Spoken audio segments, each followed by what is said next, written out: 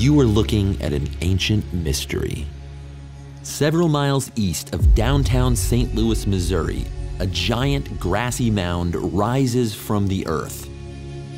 Nearby, a constellation of smaller mounds dot the landscape. These are not natural formations. These are the ruins of Cahokia, the largest and most important ancient American city north of Mexico. One of the only surviving clues about a rich, ancient civilization that few today have ever heard of. Who built Cahokia and why? And why was it abandoned before Columbus ever set foot in the Americas? Today, researchers, along with the descendants of this civilization, are using cutting-edge science and technology to uncover the secrets of this lost city. What they're discovering could forever change our understanding of this ancient civilization and paint a new picture of North America before Europeans arrived.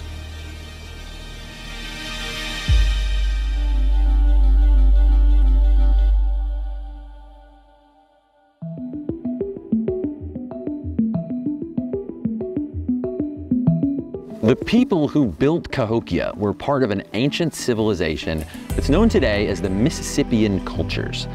Native Americans who lived around 800 to 1600 AD across what is today the American Midwest and Southeast. Unlike the popular image of Native Americans as small nomadic groups, the Mississippians lived in planned cities centered around massive earthen mounds, ceremonial plazas, and a sophisticated agricultural system focused on maize, squash, and beans.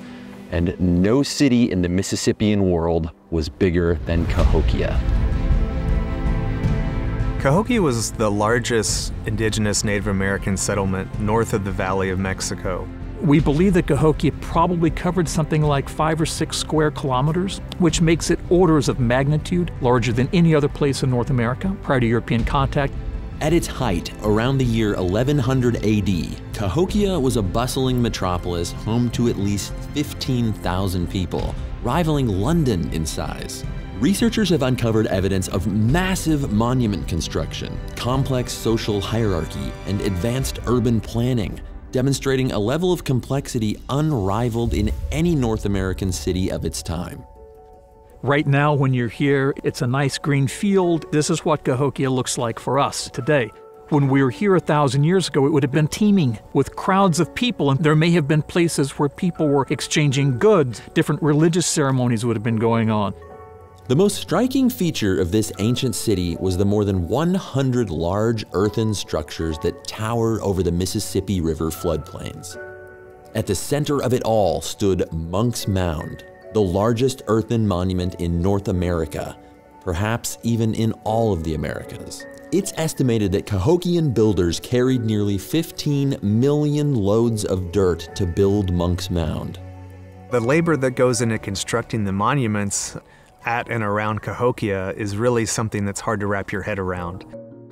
Not only are people using stone and wooden tools to extract that earth from one part of the site, they're then moving it in basket loads to add to different layers of mounds. The base of Monk's Mound is actually larger than the Great Pyramid of Cheops in Egypt. It's 100 feet high. On the top of Monk's Mound would have been an enormous temple that peaked to 50 to 75 feet high or more. So it would just have been an amazing sight. It must have been overwhelming for people. Researchers are trying to understand how and why this place evolved from a simple settlement into such an awe-inspiring metropolis. People have been living here in this general area for at least 12 to 14,000 years. For most of that time, people lived here as hunters, gatherers, and fishers. Sometime in the 800s AD, we see the formation of what we would call villages, like permanent settlements where people are constructing houses and living there year-round. And then around 1050, something happens here where Cahokia explodes. We know that around 1000 AD, many indigenous societies in North America were establishing complex social hierarchies centered around religious and political leadership. Around the same time, Cahokia became a major center of trade, worship, and governance in the Mississippian world. But to unlock the secrets of exactly how Cahokians lived archaeologists are peering beneath the surface of these ancient ruins. We're conducting one of the largest geophysical surveys that's ever been done in the world. We're trying to look at one of the largest pre-contact cities in the world and understand how that's organized, how people were arranging themselves into neighborhoods without ever disturbing the ground. The instruments we're towing over the ground here at Cahokia are allowing us to map a lot of the subsurface architecture that still remains in the ground from Cahokia. It's like an X-ray, peering beneath the ground without doing any destructive or invasive excavation. Magnetometers measure very subtle disturbances in the Earth's magnetic field. Areas of burning show up very clearly. The burning actually makes the soil more magnetic, so we can quite often see that. But anytime soil has been moved around from one place to another, whether it's construction of mounds, embankments, trenches, so we can identify those through our magnetometer survey. These varying magnetic signatures, when assembled together, construct a blueprint of how Cahokia was built and organized.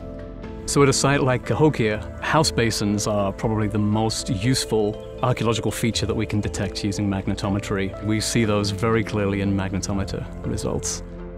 For the very first time, we're going to be able to say, where are the neighborhoods? How many people lived here? How big was this place? Many anthropology textbooks paint a picture of early cities as dense, tightly packed spaces with little organization. But archaeological work from several continents is teaching us that there was more than one way to build a city. What the magnetometry reveals is that Cahokia had urban planning that included neighborhoods with small plazas and buildings grouped together for different purposes. One of the most striking areas of the city is this circular arrangement of wooden posts. This so-called woodhenge was positioned to align with the sunrise at key times of year, like solstices and equinoxes, giving us clues about the astronomical knowledge and ritual practices of its builders. Perhaps not unlike a modern city today, where you might have an administrative downtown area with a few small buildings, but then out from that city center you have more populated parts of the town or city. These views of the buried city suggest that Cahokia might have been even more complex than we imagined. But by the mid-13th century, things in the big city began to change. By 1250, Cahokia was in decline. No new mounds were built, and the population began to dwindle. It appears that over a span of 50 to 100 years, things just started trickling away, but we don't know why. Evidence suggests there may have been rival tribes in the region. Some archaeologists believe that this conflict or political strife may have triggered Cahokia's decline. But others think that nature itself played a role. Because around this time, a period known as the Little Ice Age brought colder, drier weather to this region. With corn harvests failing, Cahokia's massive population may have become impossible to feed. But because Mississippians left no written records, the exact reasons for its fall still remain a mystery. But the Mississippian culture didn't disappear, it evolved. Today, the Osage and other indigenous nations trace their heritage back to Cahokia, carrying forward its deep knowledge and traditions. One of the most important stories for us to always be telling about places like Cahokia is about the indigenous sciences that were there. To understand our place on Earth, to understand our relationship with the plants and animals, to understand how to best inhabit this space. Yet too often, this sophisticated understanding is overlooked, replaced by harmful stereotypes. Cahokia is such a powerful story when we can understand it as this feat of engineering, when we can understand it as this feat of indigenous science. It's this really powerful place that can help us to understand that we weren't primitive nomads wandering the desert in search of one drop of water or one drop of food. Another misconception is that the people of Cahokia simply vanished. I hope the story that is told about Cahokia enables people to see that indigenous peoples did not just mysteriously disappear back into the earth from which they came, but in fact moved on for intentional and conscious reasons, but they continued to find ways to thrive into the future. The Osage Nation today is this powerful, thriving nation. So often, that's not the story that gets told about who and what Indigenous peoples are. For the Osage Nation, Cahokia's legacy isn't just about the past. It's a living heritage that guides their vision for the future. When you go back up on Monk's Mound, for the Aboriginal grounded person, for the Osage grounded person, he'll feel that emotion. Our people felt that. They practiced that. We come from people that built that. What people would spend decades by hand and accumulate the mass for Monk's Mound. Who would do that? It's a prayer. And that's what Osages woke up with every day. And they went to retire at the end of the day in prayer. Everything was about prayer.